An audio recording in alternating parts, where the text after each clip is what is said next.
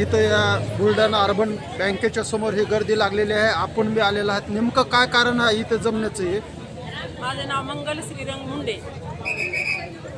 मी एक शिक्षिका होते, मुख्याध्यापक पदावरून रिटायर झालेले आहे आणि इथं माझी पण ठेवी आहे आणि लॉकर आहे.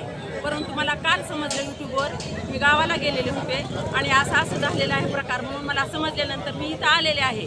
तर आणि मी मेन शाखेमध्ये सुद्धा फोन केलेला आहे. तरी ही अफवा आहे. वडवणी तालुक्यात एक प्रकार घडला होता.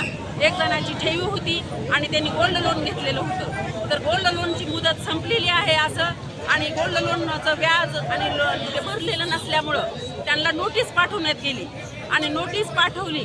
हे बँकेचं रितसीर आहे की आपलं लोन जर आपण सोडून घेतलं नाही तर ते नोटीस पाठवतात आणि तेच काय करतात, ते लिलाव करून मग त्याच्यातून बँकेचं कर्ज आणि व्याज वसूल करतात. परंतु एक जणाला अशी नोटीस पाठवल्यामुळं त्यानं त्याचा वेगळा अर्थ घेतला आणि लोकांमध्ये अफवा पसरली की बँक बंद होणार आहे आणि बँकेचा लिलाव होणार आहे. त्यामुळं ही सगळ्यांची गर्दी जमलेली आहे. बार्शी शाखा चालू आहे. सर्वज्ञ सर यांना मी फोन करून विचारलं. त्यांनी मला बिनधास्त सांगितलं की तुम्ही काही घाबरू नका आणि तुमचे जे काय लोक ओळखीचे आहेत त्यांना तुम्ही धीर द्या आणि त्यांना सांगा खात्रीनं की बँक वगैरे बंद होणार नाही आणि जे काय तुमचं आहे ते बँकेला देणं रितसीर त्यांचं काम आहे. परंतु आणि ह्या सध्याचा पिरियड कसा आहे की जानेवारी महिना आहे, 14 जानेवारीला संक्रांत आहे. लोकांनी काही ठेवलेली आहे, दागदागिने ठेवलेले जे आहेत तर ते त्यांना घेणं गरजेचं आहे आणि त्यामुळं लोकांची गर्दी आपोआप वाढलेली आहे आणि त्याच्यामुळं ही खोटी अफवा आहे असं मला कळलेल्या माहितीतून मी सांगत आहे तुम्हाला. आणि लोकांनी काय सांगितलंय की आम्हाला रात्री झोप आली नाही. अरे तुम्ही जर टेन्शन घेऊन काही करता, काय तुमचं रात्री झालं तर हे इथली ठेव राहणारी तशीच राहणार आहे ना. मग तुम्ही थोडं धीर धरा, समजदारीनं घ्या आणि तुम्ही घाबरून जाऊ नका. एखाद्यानं जर भलतंच काही झालं तर राहिलेली रक्कम इथंच राहून जाईल. आणि माझं स्वतःचं, मी एक क्वालिफाईड आहे, मी एक मुख्याध्यापक पदावरून रिटायर झालेली आहे 2 वर्षापूर्वी आणि माझं सुद्धा इथं एफड्या गोल्ड आणि लॉकरमध्ये माझं सगळं हितं आहे आणि माझं जवळजवळ 15 ते 20 वर्षापासून माझं खातं ह्या बँकेत आहे. त्या बँकेचा व्यवहार खूप व्यवस्थित आणि लोकांना, कस्टमरला खूप चांगली सेवा देतात आणि त्याच्यामुळं ह्या लोकांचा मॉब कसं असतं की खोटी अफवा बऱ्याच येतात, यूट्यूबला येतात वगैरे. आता तुम्हाला माहीतच आहे सगळ्यांना की धर्मेंद्रजी होते आपले नायक, त्यांच्या अगोदर 10-12 दिवसांना अगोदरच अफवा उठली होती की ते मृत्यू पावले.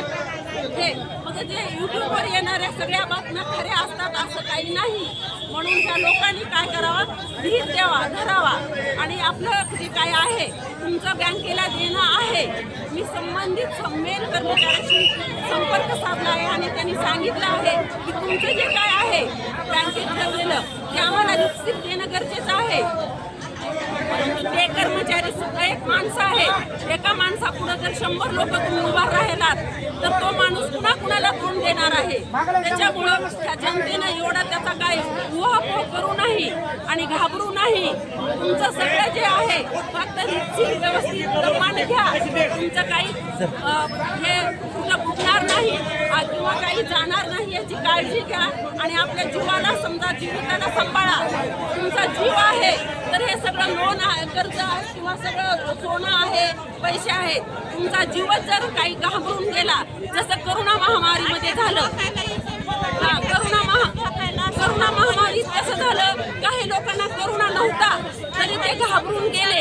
तसं मॅडम तुम्हाला असं म्हणायचं की ही सदरील अफवा की शहरामध्ये 2 दिवसापासून पसरलेली आहे. विश्वास ठेवू नका, सबुरीनं घ्या, शांततेने घ्या आणि याच्यावर काळजी काही करायचं काम नाही. म्हणजे हे बँक बंद पडणार नाही म्हणायचं. बँक बंद पडणार नाही आणि मी स्वतः बुलढाणा बँकेच्या मेन शाखेला बुलढाणा बँकेत मी जाऊन आलेली आहे. आज आपण पाहू शकता केज येथील बुलढाणा अर्बन बँकमध्ये आपण आलेलो आहोत. इथे व्यवहार कसे सुरळीत चालू आहेत का काय त्याची आपण पाहणी करण्याचा प्रयत्न करत आहोत.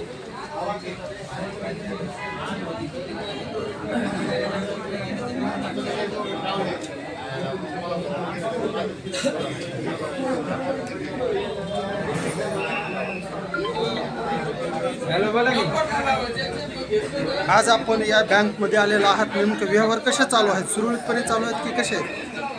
पण चालू आहे. आपला व्यवहार सुरळीत चालू आहे. हा सुरळीत चालू आहे. भाऊ, आपण कुठले काय सांगाल? आपण बँकेमध्ये आलेलो आहेत. व्यवहार कसे चालू आहेत? व्यवहार चांगले चालू आहेत का? कोणत्या गावचे आहेत आपण? बनकरांचे आहेत. आपल्या इथं ठेव आहे का? किती दिवसापासून आपण इथले खातेदार आहात? 6 वर्षापासून गेले 5-6 वर्षापासून आहेत.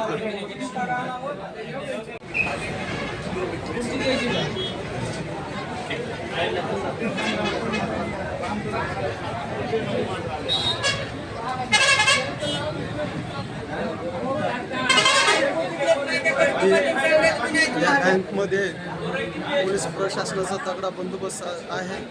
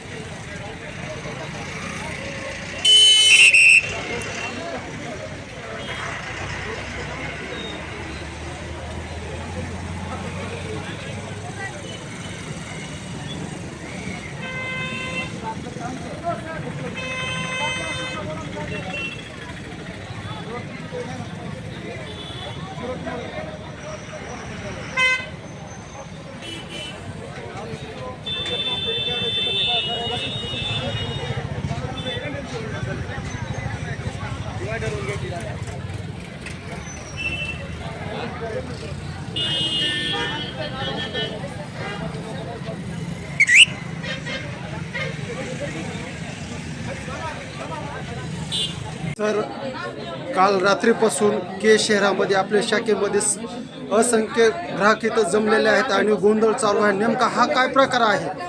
काय सांगाल त्याबद्दल आपण? सन्माननीय सभासदांना आमची एकच विनंती आहे, कुठल्याही अफवा विश्वास न ठेवता आपण आपलं सोनं तारण जर सोडायचं असेल त्यांनी शाखेत लाईनमध्ये यावं आणि सोनं तारण घेऊन जावं. फक्त विनंती एकच आहे की कुठल्याही प्रकारचे व्याजानं पैसे न काढता, कारण बुलढाणा अर्बनचा मूळ उद्देशच हा आहे की सावकारकी संपुष्टात आणणे. परंतु इथं उलटं होऊन आलं किंवा सावकाराकडूनच पैसे घेऊन लोक गोल्ड लोन सोडून राहिलेत. तसं न करता व कुठल्या आमिषाला बळी न पडता जर स्वतःजवळ पैसे असतील त्यांनी यावं आणि गोल्ड लोन सोडून घेऊन जावं.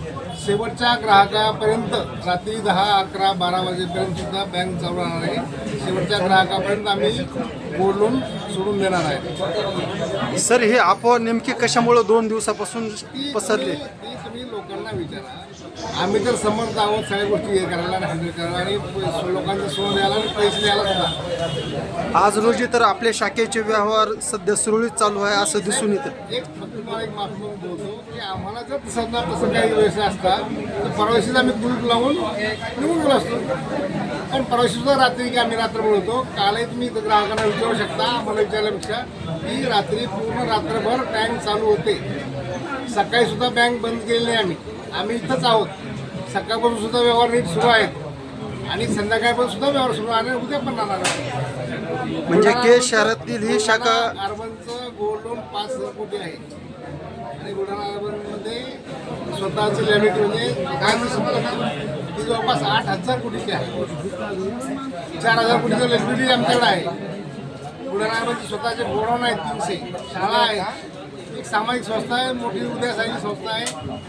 काही लोकांच्या दुष्ट वागणुकीमुळे किंवा हेतुपुरस्तामुळे प्रोत्साहनामुळे हा प्रकार घडलेला आहे असं मला वाटतं. त्यामुळं आपण सर्व सभासदांनी कुठल्याही प्रकारचा घाबरून न जाता संयमानं येऊन आपलं बोलून घेऊन जावं. तुम्हाला असं म्हणायचं आहे का की ही खोटी अफवा आहे? 100% खोटी अफवा आहे.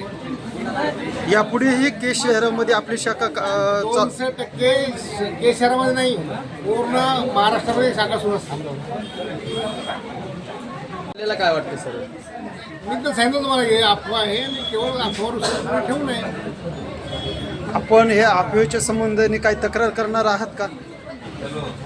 ते वरिष्ठांना विचारून मला विचारा.